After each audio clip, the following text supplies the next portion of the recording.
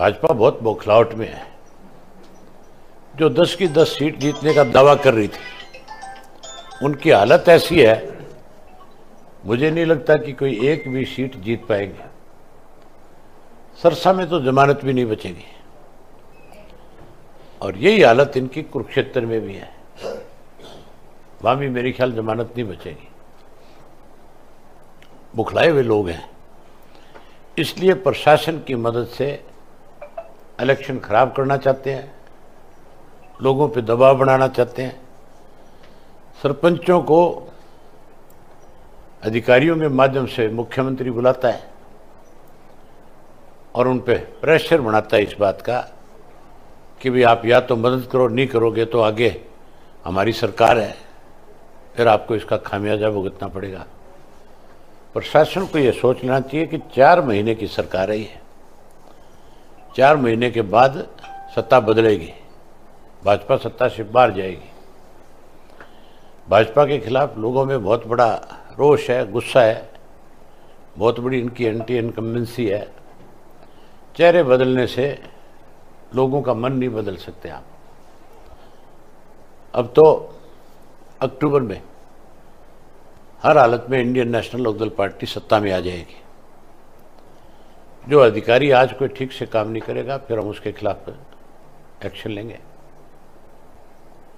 अधिकारी अपनी ज्यादा सरकार का पक्ष बढ़ने की बजाय अपनी जिम्मेवारी को समझे। मैं उम्मीद करूंगा कि आपके माध्यम से जो मैसेज मैंने यहाँ दिया है, उसके बाद उनका रवैया ठीक हो जाना चाहिए। मतलब एक अशोक तंवर का जगह जगह विरोध हो रहा है, गांव में घुसने नहीं दे रहे। अशोक तंवर का विरोध नहीं है, ये भाजपा का विरोध है, सरकार का विरोध है। सरकार ने लगातार पिछले 3 वर्षों से किसान को बहुत ज्यादा परेशान किया है। गांव के अंदर रहने वाला जो व्यक्ति है, हर व्यक्ति खेती के साथ जुड़ा हुआ है।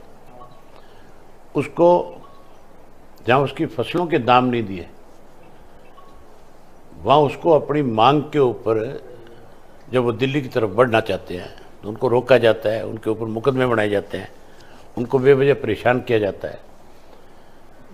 अशोक तंवर ने कोई भी टिकट होता, किसी के पास भी होता भाजपा का, उसी का विरोध होता है। अशोक तंवर का कुछ इसलिए ज्यादा होगा कि वो जब 5 वर्ष मेंबर रहे थे, उसके बाद उनका रवैया ठीक नहीं रहा होगा। अगर लोगों के साथ आपके संबंध ठीक होंगे तो सरकार का विरोध हो सकता, आपका नहीं हो सकता। आपने पार्टी कोई जा सकते हो, कहीं जा सकते हो। मैं रहा सारे हरियाणा में अकेला जाता हूं ना, कहीं विरोध नहीं है। बाकी बीजेपी का, जेजेपी का कोई भी आदमी कहीं जाता है, 2-3 तरीके होते हैं विरोध करने के।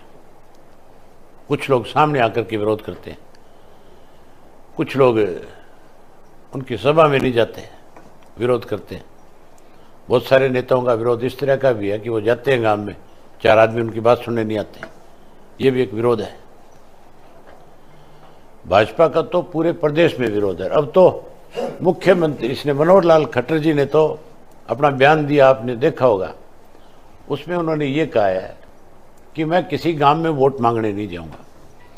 उन्होंने जो सिक्योरिटी की मांग करी थी Z+ की अपने लिए, उसमें भी ये दिया कि किसान से खतरा है।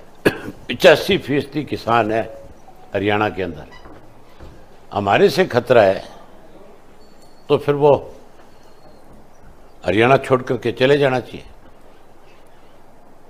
पहले तो वैसे परेशान किया और अब हमें बेइज्जत करता है ये बात कह करके कि मुझे किसानों से खतरा है। और ये कहता है मैं गांव में नहीं जाऊंगा वोट मांगने। मतलब कितना घमंड है। लोग इस चुनाव में पूर्ण रूप से इन सब बातों का सबक देंगे।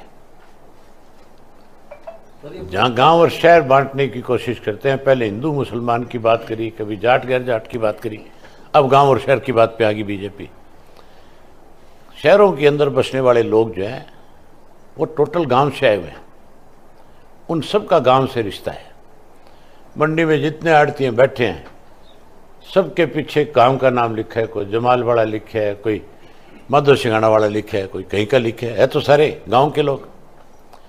बहुत सारे गांव की अब नई कॉलोनियां शहरों में बसी हुई है, जो बच्चे पढ़ाने आते हैं, कोई नौकरी करने आते हैं। मतलब आप गांव के आदमी को बांट रहे हो। सुविधा दो, वोट लेना है तो लोगों को सुविधाएं देनी पड़ेगी, वो है नहीं।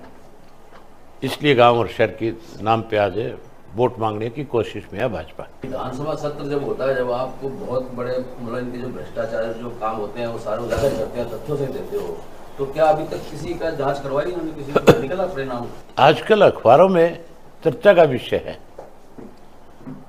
मनोहर लाल जी कहते हैं मैं जांच कराऊंगा, दुष्यंत कह रहा है मेरी जांच कराओ, तो देरी किस बात की है? जांच होनी चाहिए कि नहीं होनी चाहिए? अगर वो जांच कराने की बात करता है, मुख्यमंत्री करता है, नायब सैनी, तो फिर वो कह रहा है मेरी जांच कराओ, तो देरी क्यों कर रहे हैं? जांच होनी चाहिए हर हालत में, और जांच जरूर दूर जाने की जरूरत नहीं। शराब घोटाला जो हुआ उसकी जो जांच हुई है, जो 2 एजेंसियों ने अलग अलग करी है, वो सार्वजनिक करो। उसके जो दोषी लोग हैं उनके खिलाफ कार्रवाई करो, तब तो हम ये मान लेंगे कि आपस में मिले हुए नहीं है। दोनों 4.5 साल तक इकट्ठे रहे और 4.5 साल में दोनों ने मिलकर के प्रदेश को लूटा है। 19 से ज्यादा घोटाले हुए। उन सारे घोटालों की जांच हो, जुडिशली किसी सिटिंग जज की या कोई रिटायर्ड जज की जिम्मेवारी लगे, टाइम फिक्स करे कि इतने दिन में जांच करके दो। ये तो लोगों को गुमराह कर रहे हैं। आज भी आपस में मिले हुए हैं दोनों, आज भी दिखावे के तौर के ऊपर तो एक दूसरे का विरोध करते हैं। लेकिन अजय सिंह जी का खुद का बयान था कि हम भाजपा से दूर कब हुए, हम तो आज भी भाजपा के साथ हैं। पहले तय तो करें आपस में घर में बैठ करके कि क्या बयान देना है, क्या फैसला है हमारा।